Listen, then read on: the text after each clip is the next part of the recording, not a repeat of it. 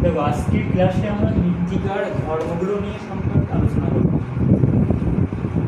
মৃত্তিকার ধর্মগুলোকে দুই ভাগে ভাগ করা হয়। একটা হচ্ছে কি রয়েছে দেখবে মৃত্তিকার ভৌত ধর্ম রয়েছে, আর একটা রয়েছে মৃত্তিকার রাসায়নিক ধর্ম। তার মানে মৃত্তিকার ধর্ম বা সয়েল প্রপার্টিস নিয়ে আজকে ক্লাসে কিন্তু আলোচ্য বিষয়। এবার দেখো এইখান থেকে কিন্তু খুব গুরুত্বপূর্ণ ছোট ছোট বিষয় কিন্তু মনে রাখতে হবে এখান থেকে। যেমন কি আজকে আমাদের ক্লাসে যেটা করবো সেটা হচ্ছে মৃত্তিকার ভৌত ধর্ম নিয়ে আমরা ডিটেলসে জানবো। যেমন কি ফিজিক্যাল প্রপার্টিস অফ সয়েল, যে মৃত্তিকার ভৌত ধর্ম কাকে বলা হয় সেই সম্পর্কে আমরা আজকে ক্লাসে ডিটেলসে জানবো। যেমন কি মৃত্তিকার ভৌত ধর্ম মানে কি, মৃত্তিকার যে ধর্মগুলো চোখে দেখা যায় বা অনুভব করা যায় সেই ধর্মগুলোকে বলা হয় মৃত্তিকার ভৌত ধর্ম।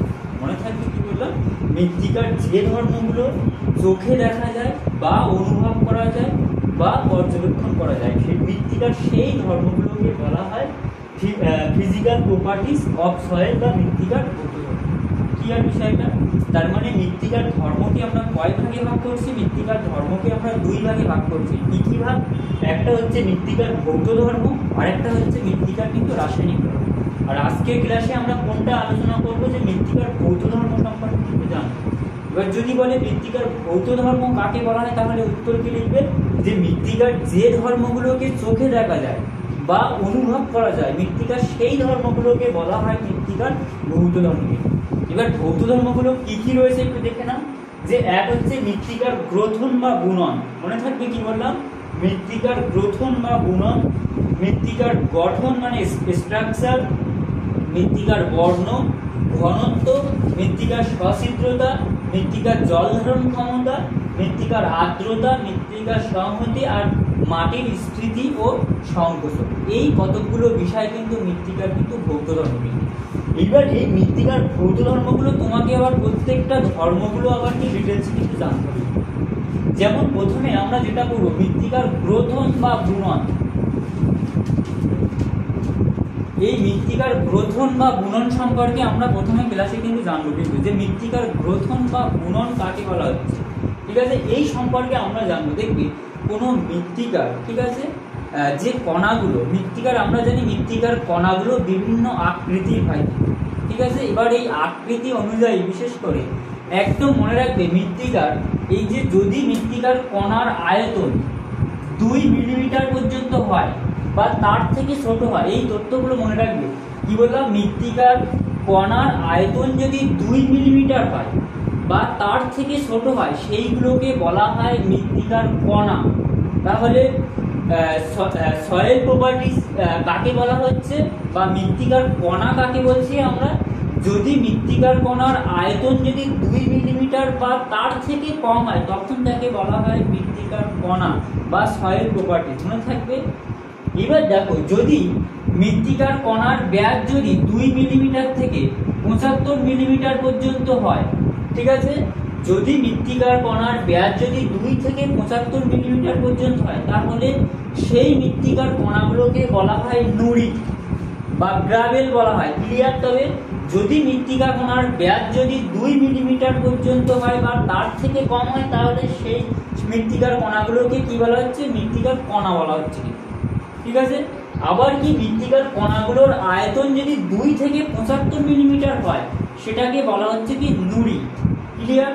আবার যদি মৃত্তিকার কণার ব্যাস যদি 75 থেকে 250 মিলিমিটার পর্যন্ত হয় তাহলে সেই মৃত্তিকার কণাগুলোকে বলা হয় প্রস্তরখণ্ড। ক্লিয়ার? এগুলো কিন্তু বইয়ে নেই, তবু তথ্যগুলো কিন্তু তোমরা মনে রাখবে। কি বললাম? মৃত্তিকার কণার আয়তন যদি 2 মিলিমিটার বা তার থেকে কম হয় তাকে কি বলা হচ্ছে? মৃত্তিকার কণা বলা হচ্ছে বা সয়েল প্রপার্টিস বলা হচ্ছে। আবার কি মৃত্তিকার কণার আয়তন যদি 2 মিলিমিটার থেকে 75 মিলিমিটার পর্যন্ত হয় তাহলে সেটাকে বলা হচ্ছে, সেই কণাগুলোকে মৃত্তিকার কি বলা হচ্ছে? নুড়ি বলা হচ্ছে। কিন্তু আর প্রস্তরখণ্ড কোনটা?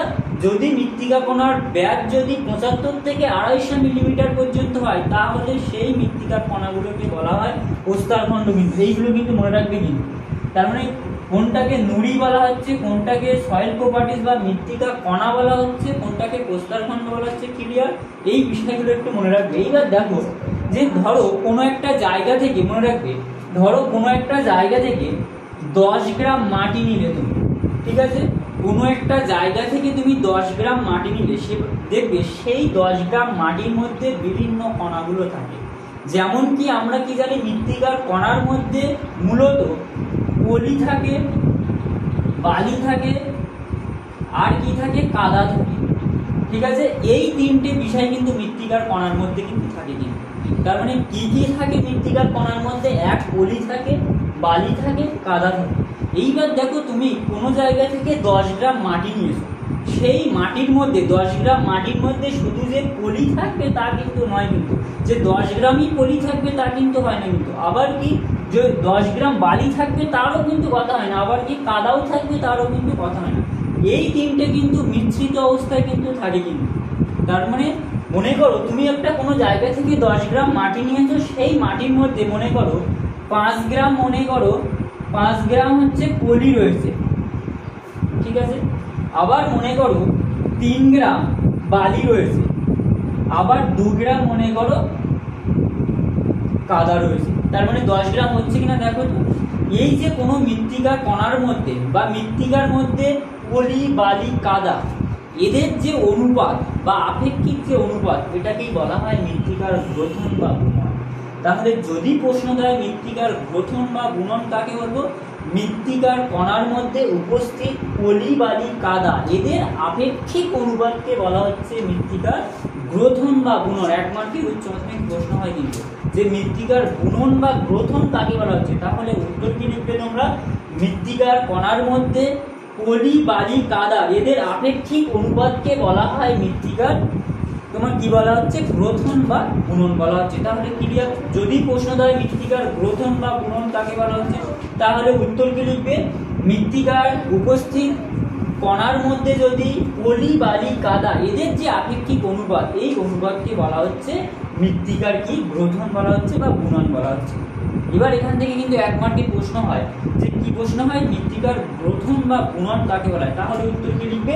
মৃত্তিকায় উপস্থিত পলি, বালি, কাদা, এদের আপেক্ষিক অনুপাতকে আমরা কি বলবো? মৃত্তিকার গ্রথন বা গুণন। আবার কেমন দেখো, যে বিশেষ করে কোনো মৃত্তিকায় যদি বালির ভাগ বেশি থাকে, কি বললাম? যদি কোনো মৃত্তিকায় বালির ভাগ বেশি থাকে, যদি কোনো মৃত্তিকায় বালির ভাগ বেশি থাকে, সেই মৃত্তিকার গ্রথন হালকা প্রকৃতির হয়। ক্লিয়ার বিষয়টা? কি বললাম? যদি কোনো মৃত্তিকার গ্রথনের মধ্যে যদি বালির ভাগ বেশি থাকে, তাহলে সেই মৃত্তিকা কেমন প্রকৃতির হবে? হালকা গ্রথনযুক্ত হবে। কিন্তু মনে থাকবে কি বললাম? আবার যদি কোনো মৃত্তিকায় যদি কাদার ভাগ বেশি থাকে, কি বললাম? আবার যদি কোনো মৃত্তিকায় কাদার ভাগ বেশি থাকে, সেই মৃত্তিকার গ্রথন ভারী হয়। মনে থাকবে কি বললাম? তার মানে যদি কোনো মৃত্তিকা গ্রথন বা গুণনের মধ্যে কাদার ভাগ বেশি থাকে, তাহলে সেই মৃত্তিকার গ্রথন বা গুণন কেমন প্রকৃতির হবে? ভারী প্রকৃতির হবে। আবার যদি কোনো মৃত্তিকায় যদি কণার মধ্যে বা মৃত্তিকা গ্রথনের মধ্যে যদি বালির ভাগ বেশি থাকে, তাহলে সেই মৃত্তিকা কি হবে? হালকা গ্রথনযুক্ত হবে। কিন্তু ক্লিয়ার বিষয়টা? এইবার দেখো, এই যে মৃত্তিকা গ্রথন বা গুণন, বিশেষ করে আয়তনের ভিত্তিতে মৃত্তিকার কণাগুলোকে মধ্যে শ্রেণীবিভাগ করা হয়। কিন্তু কি বললাম? মৃত্তিকার কি কণাগুলোর মধ্যে আয়তনের ভিত্তিতে, মৃত্তিকার আয়তনের ভিত্তিতে কণাগুলোকে আবার কয়েকটি ভাগে ভাগ করা হয়, যেগুলোকে বলা হয় মৃত্তিকার বিভেদ বা সয়েল সেপারেট। প্রশ্ন হয় কিন্তু মৃত্তিকার বিভেদ বা সয়েল সেপারেট কাকে বলা হয়? মৃত্তিকার কণাগুলোকে তাদের আয়তনের ভিত্তিতে যে শ্রেণীবিভাগ করা হয়, সেই শ্রেণীবিভাগকে কি বলা হচ্ছে? মৃত্তিকা বিভেদ বা সয়েল সেপারেট করা হচ্ছে। ক্লিয়ার বিষয়টা? এইবার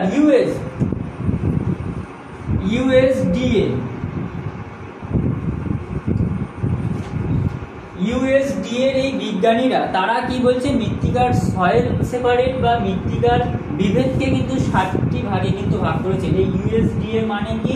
United state department of agriculture.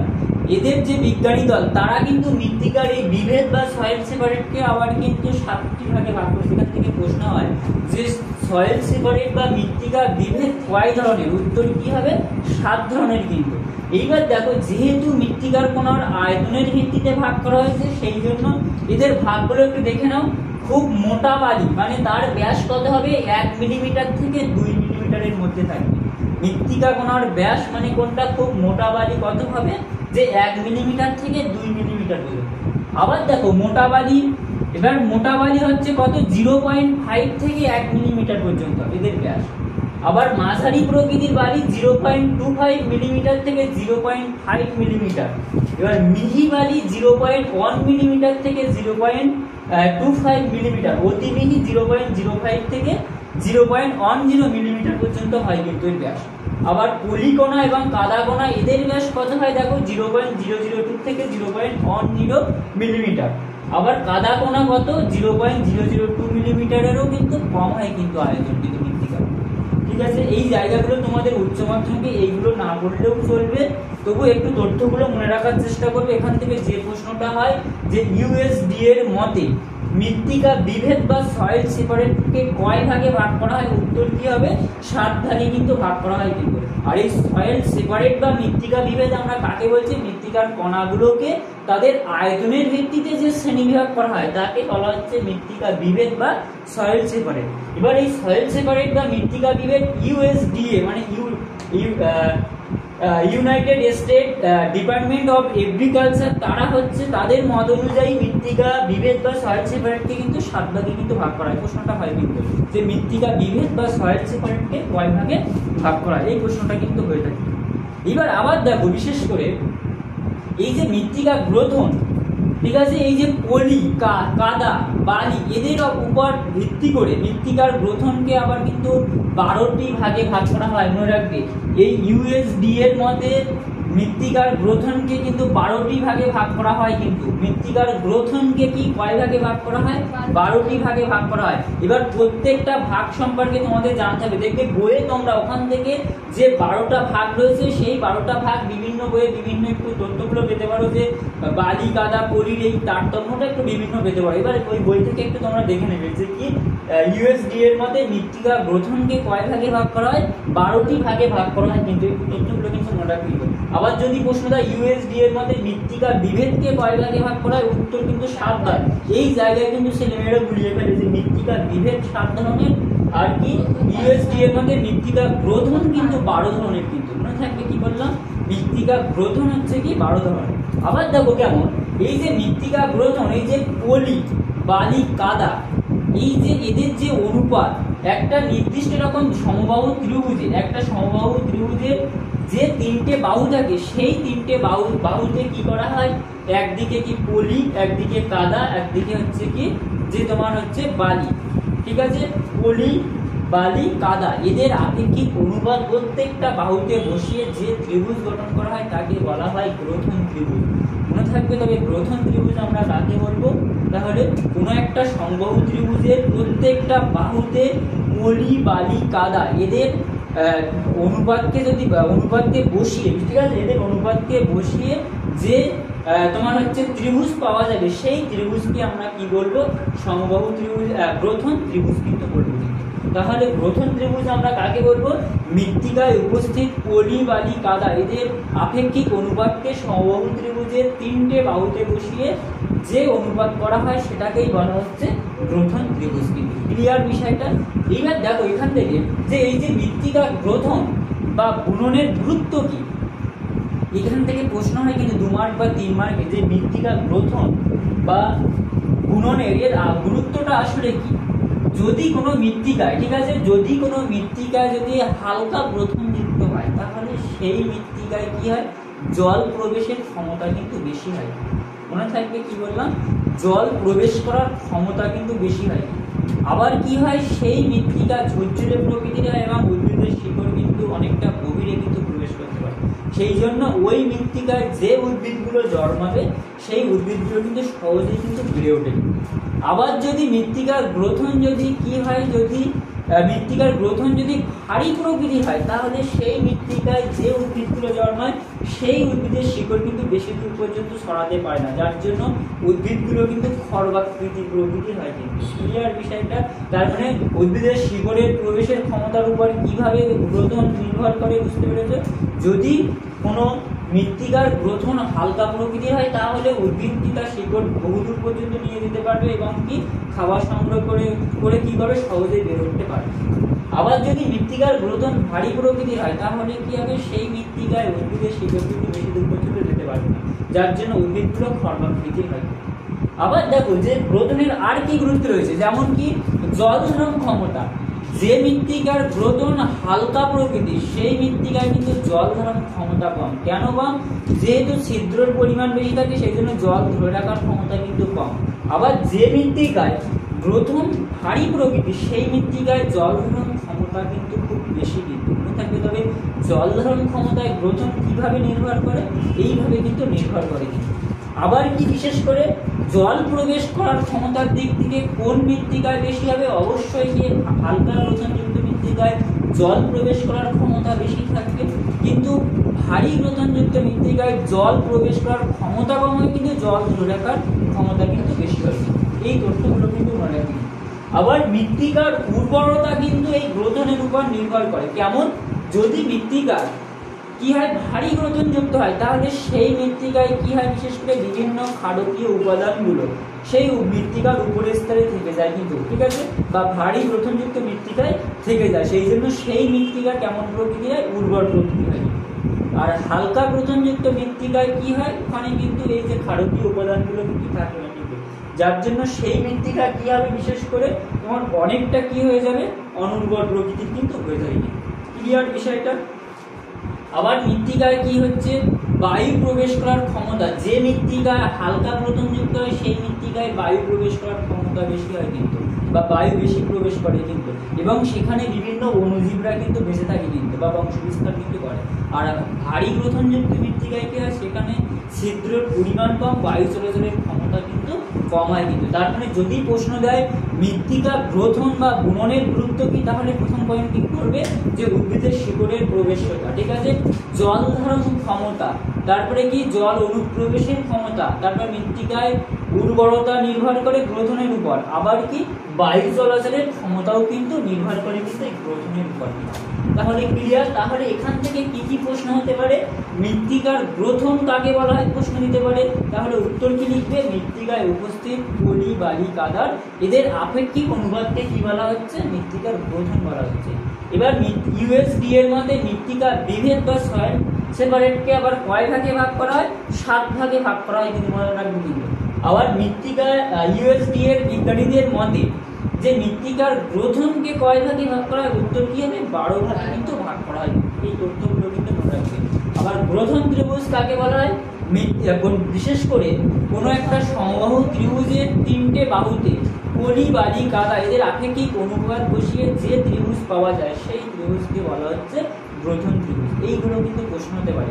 আবার উচ্চ মাধ্যমিকের জন্য এখান থেকে 2 বা 3 মার্কের যদি প্রশ্ন দেয় যে মৃত্তিকা গ্রোথন বা বুননের গুরুত্ব কি, তাহলে কিন্তু ওই গুরুত্বগুলো লিখতে হবে। যে গুরুত্বগুলো আমি বললাম ওই গুরুত্বগুলো কিন্তু তোমাকে কিন্তু লিখতে হবে কিন্তু।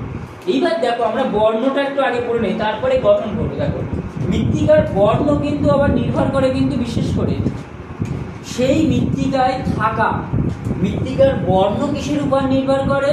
যে বিশেষ করে সেই মৃত্তিকায় থাকা বিশেষ করে যে খনিজ পদার্থের উপস্থিতি, জৈব পদার্থের উপস্থিতি এবং আদিশিলার প্রকৃতি এবং আর্দ্রতা এদের উপর নির্ভর করে কিন্তু মৃত্তিকার বর্ণ বা কালার। ক্লিয়ার বিষয়টা? তাহলে মৃত্তিকার বর্ণ বা কালার কিসের উপর নির্ভর করবে? কোনো মৃত্তিকায় উপস্থিত জৈব পদার্থের পরিমাণ এবং সেই মৃত্তিকায় খনিজ মৌলের পরিমাণ এবং আদিশিলার প্রকৃতি এবং আর্দ্রতা এর উপর নির্ভর করে কিন্তু মৃত্তিকার বর্ণ বা কালার। যদি কোনো মৃত্তিকায়, মনে রাখবে, যদি কোনো মৃত্তিকায় জৈব পদার্থের পরিমাণ বেশি থাকে তাহলে সেই মৃত্তিকা কালো প্রকৃতির হয়। ক্লিয়ার বিষয়টা? যদি কোনো মৃত্তিকায় কি হয়, জৈব পদার্থের পরিমাণ বেশি থাকে তাহলে সেই মৃত্তিকা কেমন প্রকৃতির হবে? কালো প্রকৃতির হবে। আবার যদি কোনো মৃত্তিকায় লো অক্সাইড, ম্যাঙ্গানিজ এই জাতীয় খনিজ মৌলের পরিমাণ যদি বেশি থাকে তাহলে সেই মৃত্তিকা লালচে প্রকৃতির বা বাদামি প্রকৃতির কিন্তু হবে কিন্তু, বা ধূসর প্রকৃতির কিন্তু হয়ে থাকে কিন্তু। আবার যদি কোনো মৃত্তিকায় আদিশিলার প্রকৃতির প্রাধান্য থাকে তাহলে সেই মৃত্তিকা কিন্তু আদিশিলার যে রূপ ধারণ, যে বর্ণ ধারণ করে সেই বর্ণ কিন্তু গ্রহণ করে কিন্তু। তাহলে ক্লিয়ার বিষয়টা? আবার এই মৃত্তিকার বর্ণর গুরুত্ব কি হতে পারে? মৃত্তিকার বর্ণ বা কালার কি করে? বিশেষ করে সেই মৃত্তিকার তাপমাত্রাকে কিন্তু নিয়ন্ত্রণ করে কিন্তু। তার মানে মৃত্তিকার তাপমাত্রাকে কে নিয়ন্ত্রণ করে? মৃত্তিকার বর্ণ বা কালার কিন্তু। আবার কি মৃত্তিকার এই কালার অনুযায়ী মৃত্তিকার কিন্তু আবার শ্রেণীবিভাগ করা, যেমন কালো মৃত্তিকা বা কৃষ্ণ মৃত্তিকা, লাল মৃত্তিকা বা ধূসর মৃত্তিকা রয়েছে, এছাড়া ঠিক আছে বাদামি মৃত্তিকা। এইগুলো কিন্তু মৃত্তিকার কিন্তু রং বা বর্ণের উপর নির্ভর করে কিন্তু শ্রেণীবিভাগ করা হয়। তাহলে মৃত্তিকার বর্ণ কিসের উপর নির্ভর করছে? বিশেষ করে সেই মৃত্তিকায় থাকা খনিজ মৌলের পরিমাণ এবং জৈব পদার্থের পরিমাণ এবং আদি শিলার প্রকৃতি এবং আর্দ্রতা এর উপর নির্ভর করে মৃত্তিকার বর্ণ বা কালার কিন্তু হয়ে থাকে। কি বললাম এখান থেকে, যদি মৃত্তিকায় জৈব পদার্থের পরিমাণ বেশি থাকে তাহলে সেই মৃত্তিকা কেমন প্রকৃতি হবে? কালো প্রকৃতি হবে। আবার যদি মৃত্তিকায় লোহ অক্সাইড, ম্যাঙ্গানিজ, অ্যালুমিনিয়াম এগুলোর পরিমাণ বেশি থাকে তাহলে সেই মৃত্তিকার কালার কেমন হবে? লালচে প্রকৃতির হবে বা বাদামি প্রকৃতির হবে। ঠিক আছে। আবার যদি কোনো মৃত্তিকায় কি হয়, বিশেষ করে ধৌত প্রক্রিয়া বেশি ক্রিয়াশীল হয় তাহলে সেই মৃত্তিকা অনেকটা ধূসর প্রকৃতির কিন্তু হয়ে থাকে। কিন্তু এগুলো কিন্তু মনে রাখবে। মৃত্তিকার বর্ণের গুরুত্ব তাহলে কি হতে পারে? বিশেষ করে মৃত্তিকার বর্ণের গুরুত্ব যেটা হতে পারে সেটা হচ্ছে কি, যে মৃত্তিকার বর্ণ বা কালার হচ্ছে মৃত্তিকার তাপমাত্রাকে বা উষ্ণতাকে নিয়ন্ত্রণ করে। কিন্তু আবার কি গুরুত্ব, যে এই কালার বা রঙের ভিত্তিতে মৃত্তিকারকে বিভিন্ন ভাগে কিন্তু আবার কিন্তু ভাগ করা হয়ে থাকে।